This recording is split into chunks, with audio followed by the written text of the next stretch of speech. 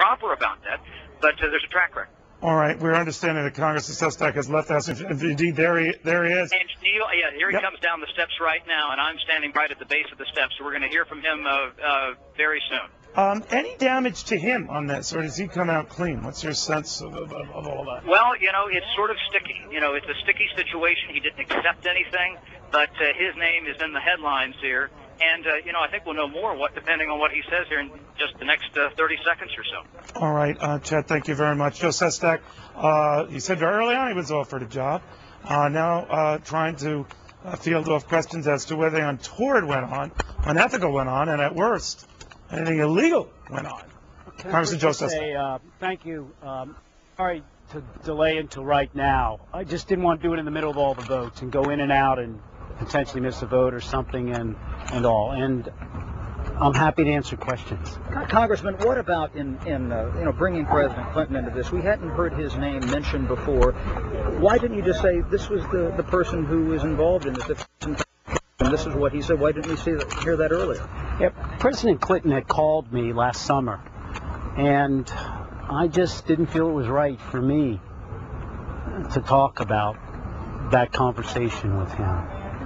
Can you describe what your reaction was to him, and was it just one phone call that you got from him, or that was it? Well, he's called several times to see. About this? No, this is the only time. He called last summer, and during the conversation, he talked about how tough this Democratic primary might be if I got in, and he also said, you've done well in the House, and with your military background can really make a mark there. And then brought up that during a conversation Rahm Emanuel had brought up about a presidential board of something, if I were to stay in the House. And I almost interrupted the president and said, Mr. President, I am going to decide to get in this or not, only depending upon what's good for Pennsylvania's working families, not an offer. But it was and he said, I knew you'd say that. Mr. Sestak, you said at the time that this was something that the White House was asking President Clinton to do. I'm sorry, say again. Was it very clear to you that the White House was asking President Clinton to pressure you?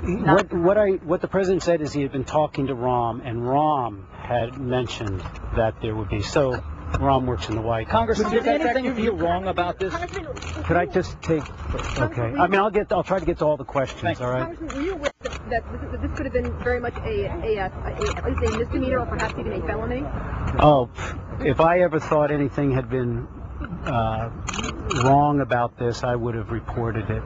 Mr. Sestak, you've consistently said that nothing inappropriate happened. Is it your contention that what President Clinton said, offering, bringing up a job in relation to your Senate race, would you say that's not inappropriate? That's inappropriate or no? Well, I was very conscious that the Democratic establishment did not want me in the race, and I merely looked at this as just another effort by the Democratic establishment in Washington, D.C. not to have me in the race. So was it inappropriate or was it not? not? President Clinton, there was nothing wrong that was done.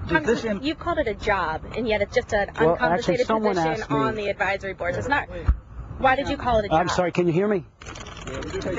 Face the cameras, okay. Can you come up with a... Okay. No problem. Anything you want. I'm wondering why you called it a job and not just a position. Well, if you remember, this happened last July, and nobody ever asked me about this. And suddenly, I think it was in February. No, it was in February.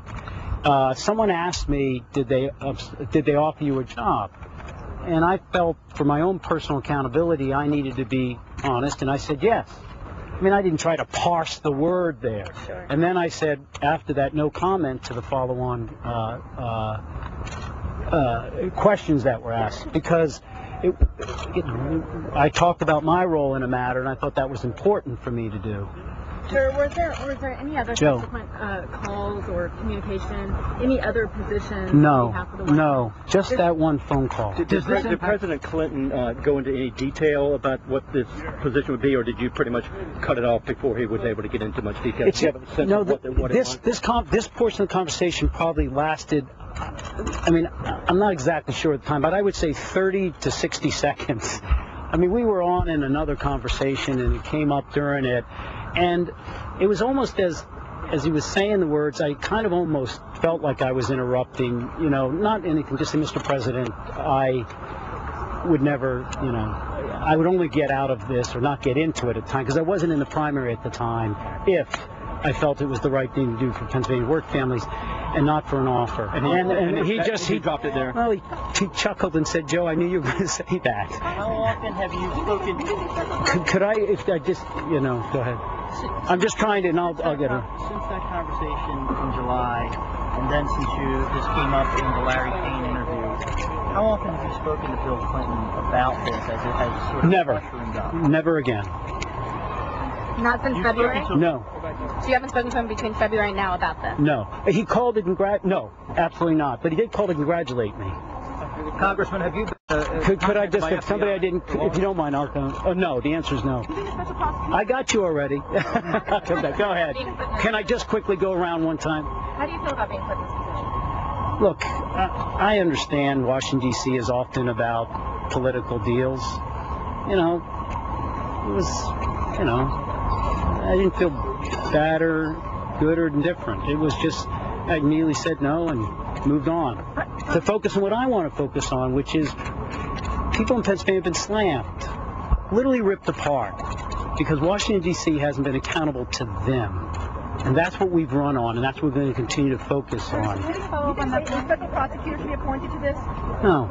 Can you follow up on that point? You said that this is what Washington is all about, but your campaign... No, Washington does this type of stuff, right. Your campaign is, in large part, against what happens in Washington. So, given that, what do you think about the position that you were in?